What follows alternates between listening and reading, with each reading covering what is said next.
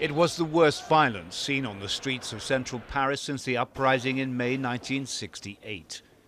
Scores of people were hurt and hundreds arrested in battles with riot police last Saturday.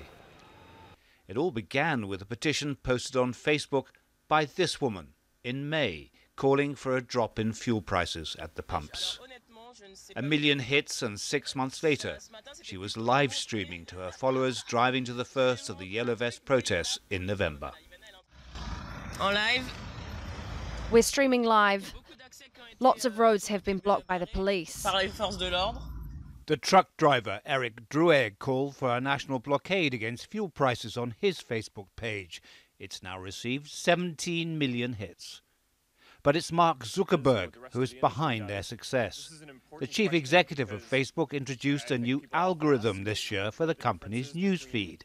With this update, we will prioritize posts that spark conversations and meaningful interaction between people.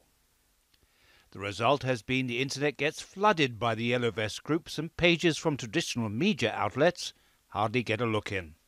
Now that they have withdrawn from this fuel tax, they realize that's not enough anymore. So I think Macron is paying big time on this algorithm because it makes the game a higher game for him to play. It was Ghislain Coutard who came up with the idea the Yellow Vest should become the symbol of the protest in a Facebook video posted from the south of France. It's received more than 5 million hits. I hope something will change and French people will be motivated and go out. Traditional forms of journalism are taking a beating. Television reporters were booed and pushed away by demonstrators during the protests last week.